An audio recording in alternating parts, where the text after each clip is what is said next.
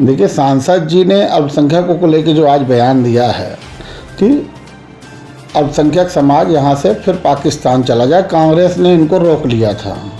मेरा सांसद जी से सीधा सीधा कहना है कि अल्पसंख्यक समाज पाकिस्तान जाएगा कि अमेरिका जाएगा, वो इस देश का नागरिक है और वो इस देश पे ही रहेगा। वो ना पाकिस्तान जा रहा है ना अमेरिका जा रहा है।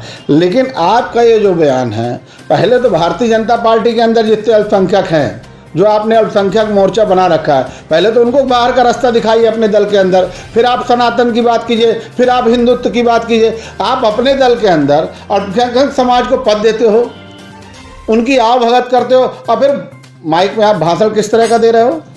या तो आप दो तरह की बात मत करो। बहुत सारे ऐसे अल्पसंख्यक मोर्चा के लोग हैं जो आपके दल के अंदर हैं, आपका स्वागत करते हैं, आपकी फ़ोटो खिंचवाते हैं, आप बगल में खड़े होकर फिर उनके साथ फ़ोटो किस बात की खिंचवा रहे हो?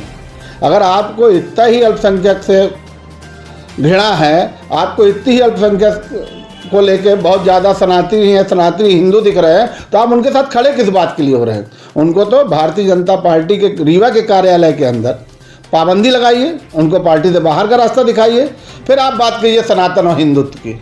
दो तरह की बातें बिल्कुल नहीं होंगी। अभी हाल ही में गुर विधानसभा के गुर्गी गांव में भी ऐसी एक घटना देखी गई है जिसमें सनातनी लोग कुछ झंडा मस्जिद में फहरा दिए, उसमें क्या विचार है? देखिए, मैं फिर आपसे आग्रह कर रहा हूँ कि 3 दिन पहले एक मजार के अंदर झंडा फहराया जाता है और उसके 2 दिन बाद सांसद का ये बयान आता है, तो सच तो ये है कि भारतीय जनता पार्टी वोट की राजनीति कर रही है और सांसद भी वही काम करें कि हम चर्चा में बने रहे, हम हिंदुओं को जगाने का काम करते रहें, उनको अपने बगल में खड़े होकर फ़ोटो खिंचवाते रहें।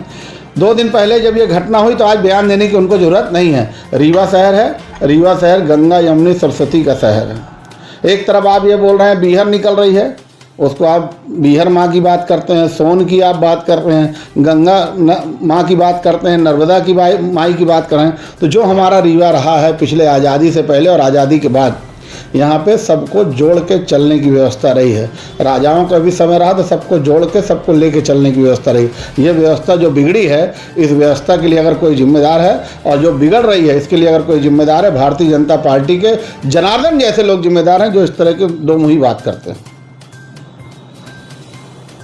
जनार्दन मिश्रा का विवादित बयान आया जिसमें उन्होंने कांग्रेस के श्रीनिवास तिवारी जो पूर्व नेता, उन पर एक अभद्र टिप्पणी की, वोट चोरी का आरोप लगाया। क्या कुछ कहेंगे आप? देखिए, जनार्दन मिश्रा जी को पहली बात तो यह विचार करना चाहिए कि जिस व्यक्ति के ऊपर आरोप लगा रहे हैं वो इस धरती पे अब रह नहीं गए। ठीक, वो इस धरती पे शांत हो गए।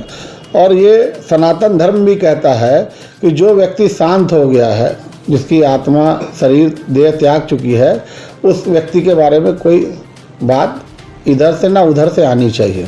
ठीक, फिर सांसद जी ने यह भी कहा कि गिरीश गौतम चुनाव जीत गए।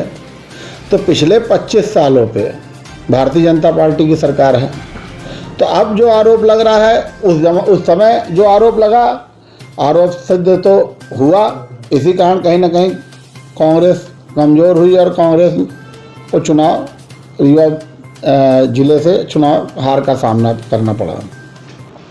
अब आरोप लग रहा है जनार्दन मिश्रा जी के ऊपर, भारतीय जनता पार्टी के ऊपर।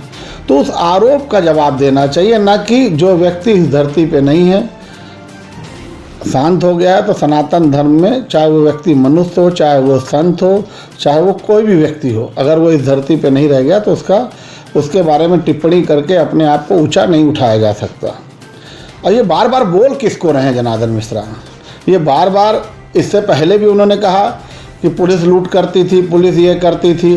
तो ये बयान सिद्धार्थ तिवारी के आने के बाद इस तरह का बयान क्यों दे रहे हैं बार बार? अगर उनको सिद्धार्थ तिवारी पसंद नहीं है तो उनको पार्टी से निष्कासित कराएं। उनको सिद्धार्थ तिवारी नहीं पसंद है तो सीधे सीधे उनसे लड़ाई लें। लेकिन सिद्धार्थ तिवारी को चोट करने के लिए बार बार श्रीनिवास तिवारी जी का, श्रीयुक्त जी का नाम लेना यह उचित बिल्कुल नहीं है, बिल्कुल नहीं।